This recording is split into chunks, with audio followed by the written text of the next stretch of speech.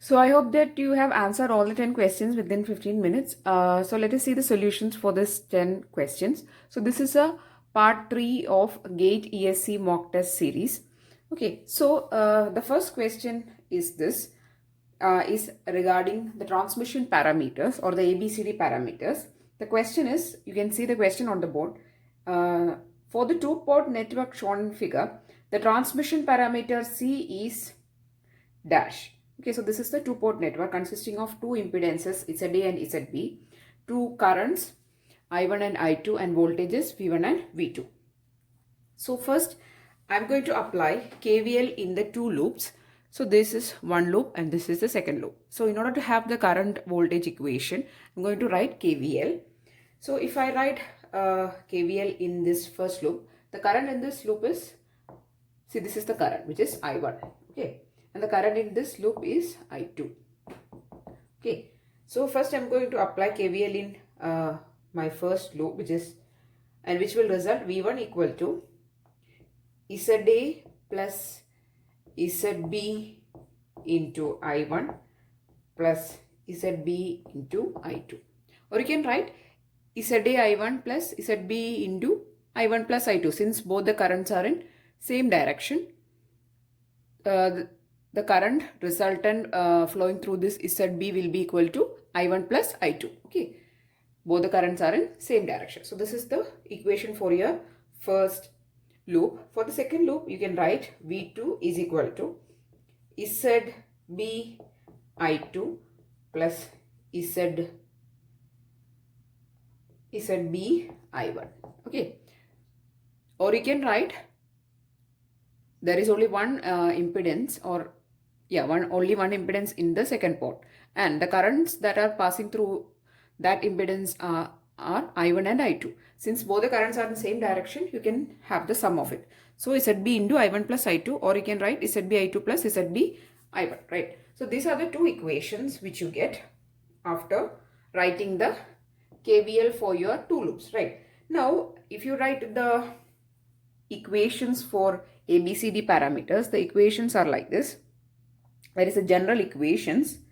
V1 equal to A V2 minus B I2. Since for ABCD parameter, the I2 or the current in the port 2 is negative, so it is minus B I2. For the current I1, the equation is C V2 minus D I2. So these are the two equations, general equations for ABCD parameter. So the general equation for ABCD parameter is this, and here for the question you need to find the value for the parameter C, right? So this equation holds the parameter C, and how will you find C? C equal to I1 by V2 where I2 equal to 0. See, you have to find the value of this C. While discussing the parameters also, I have discussed that in order to find one parameter, you have to make the other term equal to 0. For making this term equal to 0, you have to make current I2 equal to 0. That is, you have to open circuit the output or second port, port 2. Okay, so this term get vanished. So then you will get I1 equal to CV2. From that, C is equal to I1 by V2 where I2 equal to 0. So that is the condition. Now from this equation, that is, if you call this equation 1 and this equation 2, from the second equation you can find the value of C by making I2 equal to 0. I'm going to use my second equation for finding the value of C. I'm going to make I2 equal to 0. So the equation will be reduced as V2 equal to ZB I1. You need to find, or C is equal to I1 by V2, right? Where I2 equal to 0. So I1 by V2, or it is 1 by ZB equal to I1 by V2 where I2 equal to 0, right? So this is your equation for the transmission parameter C. Okay, so you'll get C is equal to, so this you can replace as C. I1 by V2 where I2 equal to 0, that is C. So you got C equal to 1 by ZB. I'll write in the correct form. C is equal to 1 by ZP. So this is your value for your transmission parameter C. Okay. And from the options, the correct answer is option D is the correct answer for your first question. C is equal to 1 by ZB. The second question you can see on board. The numerical values of the ratio of electric field intensity E and magnetic field intensity H is dash. This is actually a theory question. You have to know the value of E by H. So, in order to find E by H is equal to intrinsic impedance eta, that is equal to mu by epsilon, and for free space it is mu 0 by epsilon 0, that is equal to 120 pi. If the equation consists of various options like 120 pi, 124 pi, something like that, then the option is 120 pi. And if you substitute pi as 3.14, you will get 376.8 something, or you can write it as 377 ohms. Okay, so this is the value for the ratio of electric field intensity to magnetic field intensity. From the options, correct answer is option B, which is 377 ohm is the correct answer. Question is a theory question. An LTI system, that is linear time invariant system, is causal if and only if various options are h of t equal to 0 for t less than 0, h of t is finite for 0 less than t less than infinity, C, h of t is finite for t less than 0, h of t is non-zero for all t. The correct answer is, for a causal system, h of t equal to 0 for t less than 0. So the correct answer is A is the correct answer. So this is the case for a causal system. So the correct answer is A is the correct option.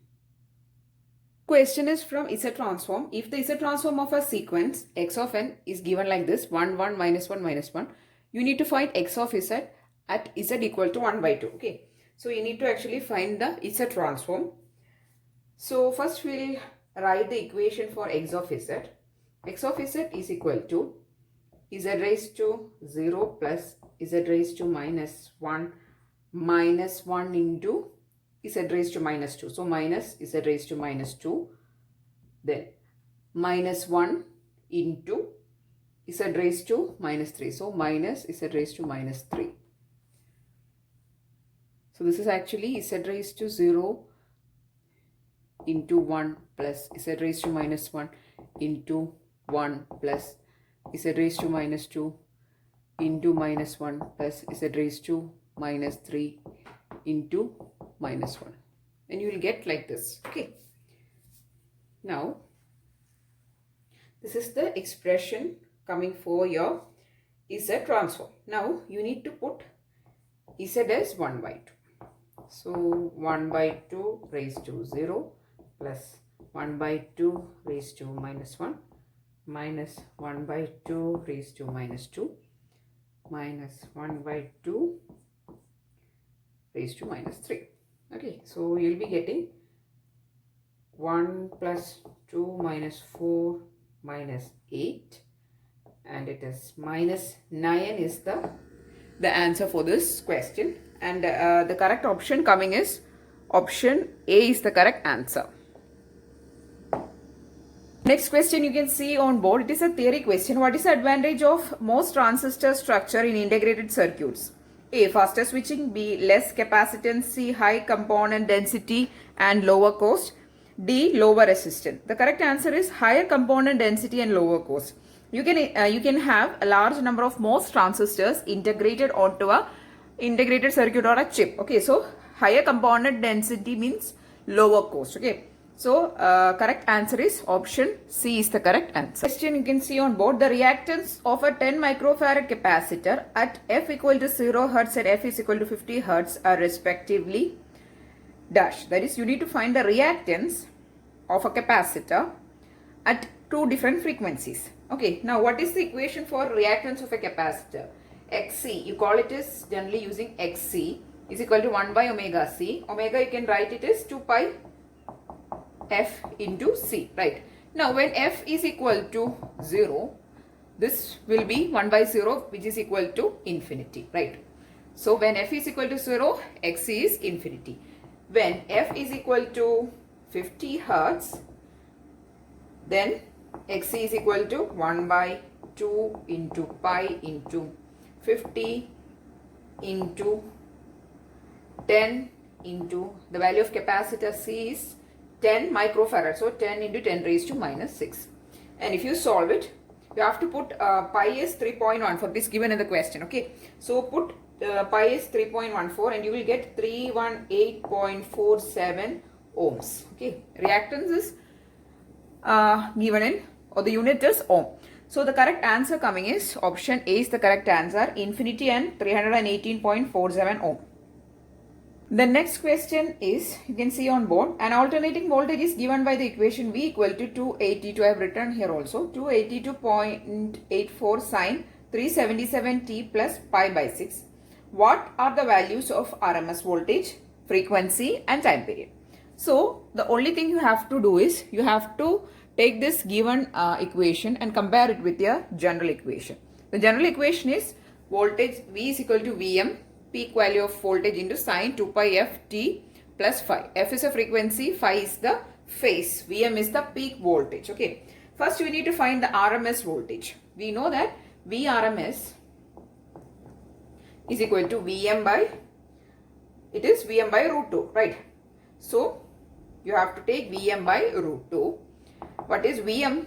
Compare it with your given equation, 282.84 by root 2, and you will be getting the value of Vrms 199.99 approximately equal to 200 volts. Okay. So this is your Vrms. Next we need to find, I'm going to write Vrms here. Vrms is equal to 200 volts. Next you need to find F. So here it is, F here, F is here, and that is through 377t. So 377t is equal to 2 pi ft. So you can cancel out t. Now f is equal to 377 by 2 pi. Right. So you have to put the value of pi and you have to evaluate it, and you will be getting 60 hertz. Okay. So f is equal to 60 hertz. Next, time you need to find. T is equal to, simply T is 1 by f. Time period they are asking. T is equal to 1 by f, 1 by 60, that is 0.0167 seconds. That is T. Now from the options, correct answer is option C is the correct answer. 200 volts, 60 hertz and 0.0167 seconds.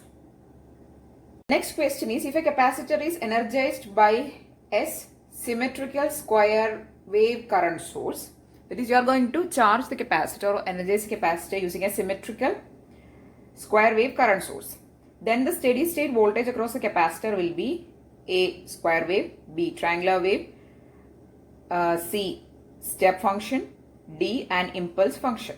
Okay, so what is the equation for the current that is getting or passing through the capacitor? I is equal to C dV by dt, right? Now the voltage equation is 1 by C integral I dt. Now your current I is a symmetrical square wave, right? You are going to give a current source, and that current is a symmetrical square wave current source. See, the question is, if the capacitor is energized by a symmetrical square wave current source. So the current is, here the I is a symmetrical current source, and if I is a square wave, which is a symmetrical square wave, then what will be integral I dt? Integral I dt will be triangular wave. Okay, so that is a concept. So you have to take the equation for voltage, because you need to find what is the type of, or what is the voltage across the capacitor. So you have to give concentration, or you have to concentrate on the voltage equation. V is equal to 1 by C, which is a constant, into integral I dt. Here I is a symmetrical square wave. So if you integrate a square wave, you will get a triangular wave. That is the concept. Okay. So the correct answer is option B is the correct answer. The next question is a theory question. Actually, we have discussed about this question or this concept during the revision of transmission lines. Okay, a lossless transmission line of length L is open circuited and has a characteristic impedance of Z0. The input impedance is dash. This is the direct theory question. The correct answer coming is option C, which is minus j Z0 cot beta t, where beta is the phase constant, Z0 is there is attenuation constant. You can write propagation constant is equal to alpha plus j beta, where alpha is the attenuation constant, beta is a phase constant. So that beta is here. Then Z0 is the characteristic impedance.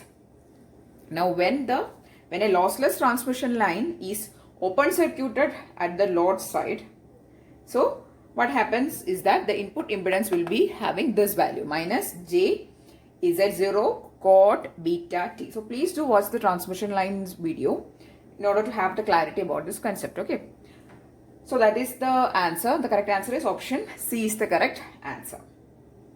Question: in a waveguide, the attenuation near cutoff frequency is dash. A low, B high, C very high, D 0. Correct answer is option C, which is very high. See, cutoff frequency is the lowest frequency which is possible for any waveguide, right? So below that or near that, the propagation is nearly impossible, right? No, in real world concept, near cutoff frequency, the propagation is really not possible. So the frequency has to be higher than the cutoff frequency actually. So near the cutoff frequencies, when the wave is traveling near the cutoff frequencies, the attenuations will be very high. Okay, so the attenuation near the cutoff frequency is very high. So the wave has to have sufficient frequency more than the cutoff frequency in order to have proper propagation. That is a concept. Okay, so the correct answer for this question is C, which is very high. So these are the 10 questions which I have included in this video. So these are not just random questions. These were previous year ESC or IES questions which were asked in 2014 examination. Okay, so these questions are actually taken from the previous year question paper of 2014 ESC examination. So please do give importance to these questions. These are not just random questions. Okay, so if you found this video useful, please do give it a thumbs up, and also please do share it with maximum of GATE and ESC aspirants. And if you want more videos, please do subscribe to the channel. Please do tell your friends also to subscribe to the channel. And if you want the notes, please do follow the Facebook page of EC Electronics. I'll be sharing that is, it is in the description, in the channel description. Okay, please do follow the page also. Thanks for watching and keep on watching.